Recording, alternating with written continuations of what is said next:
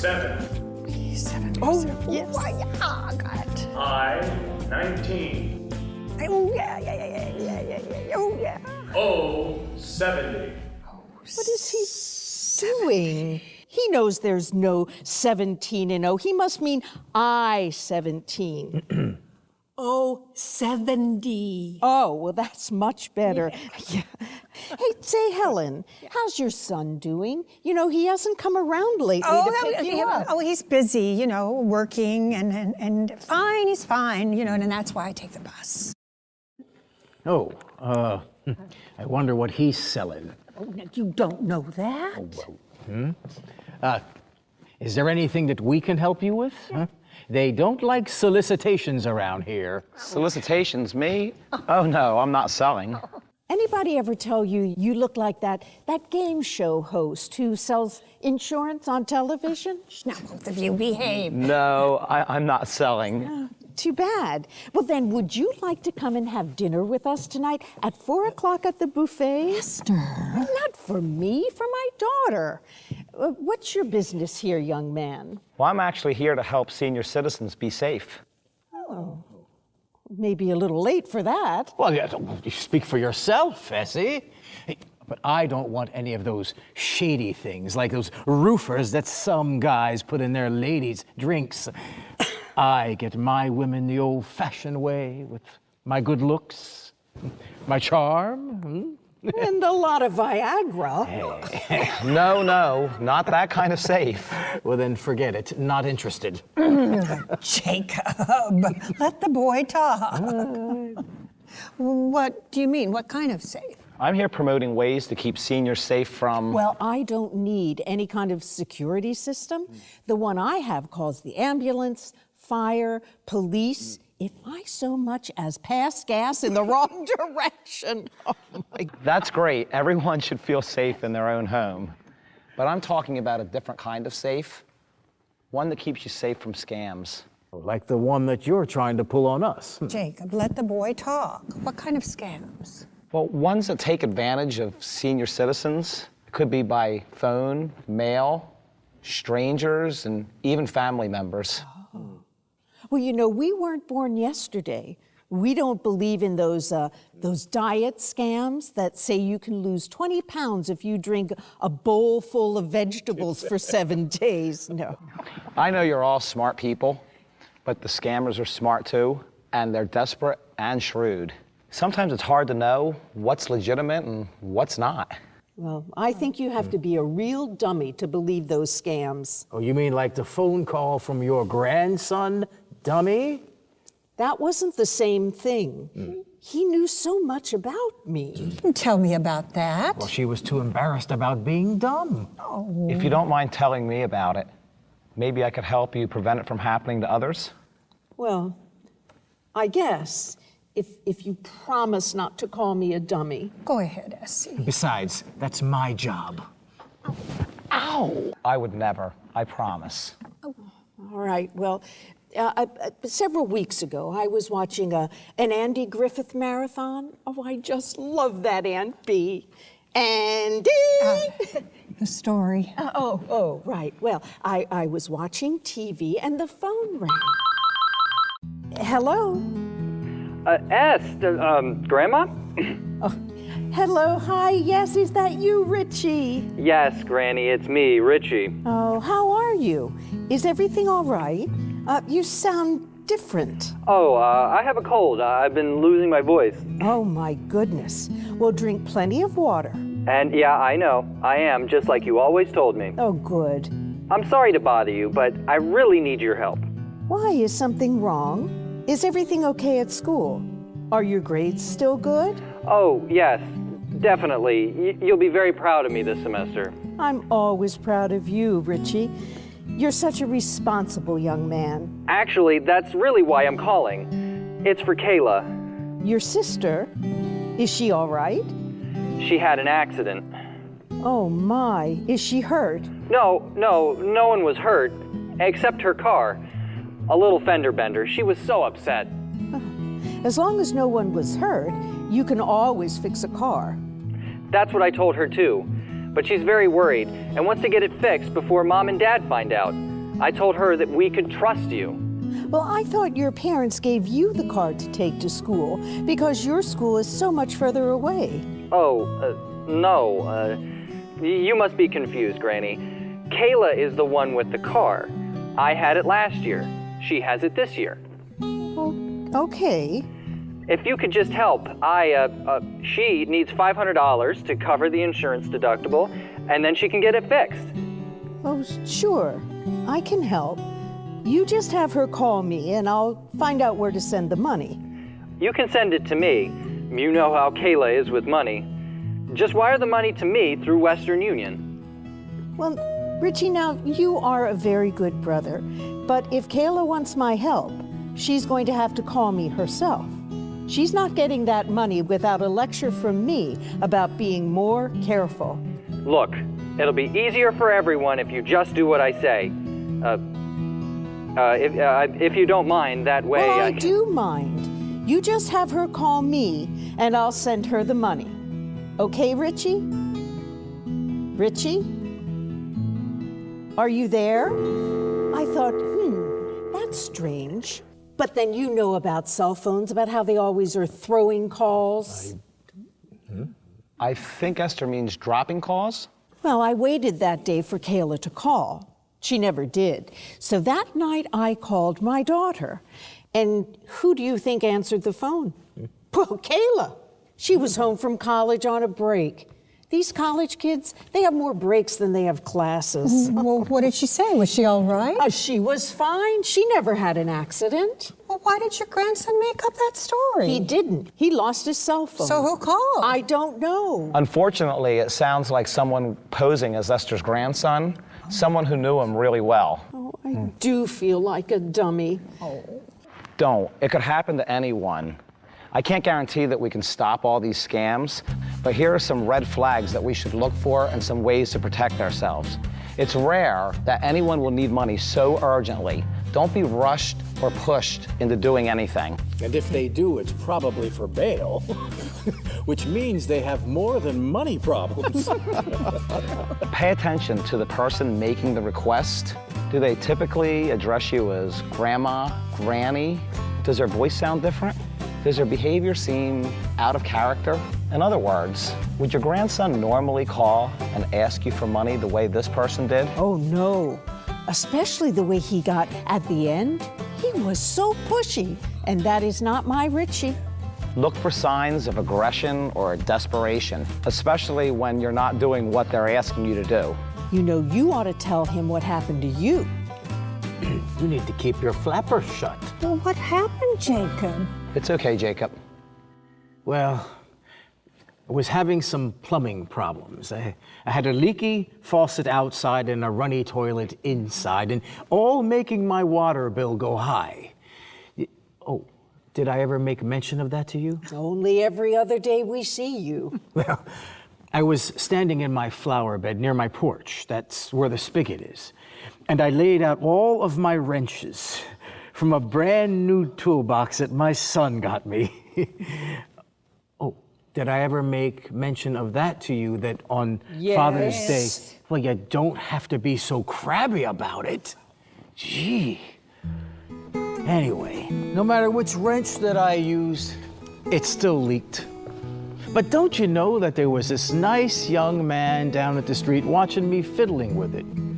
He tells me he's been doing some fix-it work in the neighborhood, and he asked if he could help me. And, well, he goes on to say that he's been having a tough time making ends meet with a wife and 3 children. Well, I gotta tell you, I don't take help from anybody, especially a stranger. But I was so frustrated, and, well, I kind of felt bad for him. So I said yes. Well, in a matter of seconds, he had that leak fixed. So then I asked him what I owed him, and he said, Oh, nothing. I'm just happy to help. Are you sure? I want to pay you for your work. Well, just keep me in mind if you have any work down the road. Give me a call. Well, actually, I do. I have a toilet that keeps running. If you have time, let me know. Well, how about now? Well, sure. Do you have to get your tools?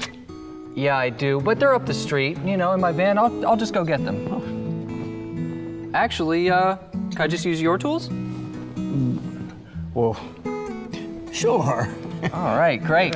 Now, where's that leak? Well, it's up this way. Oh, wait, 1 second. Had it on vibrate.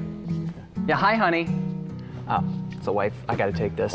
You go ahead. I'll just be a minute. All right, great. All right. God, what an ass. This is easier than I thought.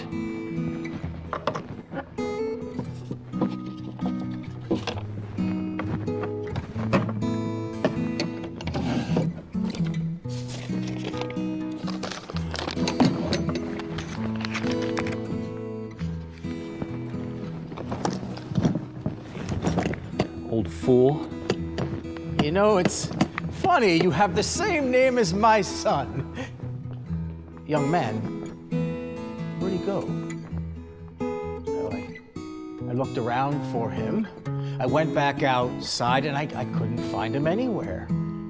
I thought that maybe something bad had happened at home since his wife called.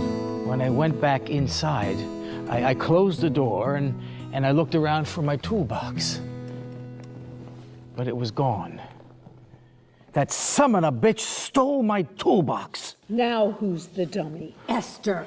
I'm sorry, Jacob. He's- It's terrible, I know. He seemed like such a nice guy. The best scammers do. I loved that toolbox. It was from my boy, you know? We know, Jacob. Well, thank God he didn't hurt you. He'd had a toolbox upside his head if he tried anything. But what if he had a gun? Oh, we can't even think about that. The ladies are right. Jacob was very fortunate. This does bring to mind some more tips. Utility workers and most tradesmen have IDs or vehicles with their company name on it. Ask to see it, even if you called for the service. Did he have ID? He didn't even have his tools. Esther, you are right. I am such a dummy. No, you're not, Jacob. You're just too trusting. And we can't be that way with strangers these days. Unfortunately, you're right. Offers of work or help that are unsolicited should always be suspect. If someone does come to your door, speak with them outside. Never invite them into your house. It's a shame that we have to be this way. It is. And be extra cautious if two people come to fix a leaky drain. Unless it's a major repair, most service work is performed by one person. In Jacob's case, we can't be sure if the scammer was working alone or not. Well, what about the phone call? No, he could have faked that. If you have someone working in your home, never leave them alone. What's wrong, Jacob? I had an envelope with money in it, and I couldn't find it. I thought I hid it too good, but now... What? Did you leave that man alone in your home, Jacob? Yeah, but only for a minute. Oh, Jacob. I couldn't help it. I had to go. I had a lot of coffee that morning. Jacob, how much was in the envelope? A lot. 10 Franklins. We've told you about that. We told you to put it in the bank. I know. That's why I had it in an envelope to go to the bank. Eventually, when the interest rates went up. I'm sorry this happened to you, Jacob. Scammers are very shrewd. Boy, this is scary stuff. It really is. Thank God Helen isn't a dummy like you and me. Absolutely. Helen, did something happen to you? Who did it? Tell me, because I have a new toolbox and their head's gonna meet it. Helen? He said it would be easier this way. Better for paying the bills. It was only going to be temporary until he eventually got back on his feet. No, my Lester used to always pay the bills, and I thought, great, that was one less thing for me to worry about. So I signed the papers. It was fine at first. I mean, he had trouble finding work, but it's hard in this economy, I know. And then we started getting these phone calls. I could hear him, and he'd tell them, well, I'll write a check and have it in the mail tomorrow.